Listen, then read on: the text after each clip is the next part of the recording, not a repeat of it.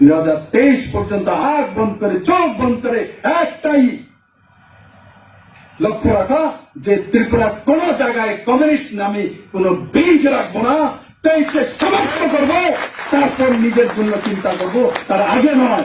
23-এ পর্যন্ত কারোর ঘুম হওয়া উচিত নয় যে 23-এ আমরা সমস্ত কমিউনিস্টের বীজ উঠিয়ে বঙ্গোপসাগরে ফেলবো।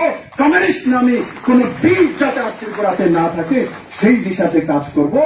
আর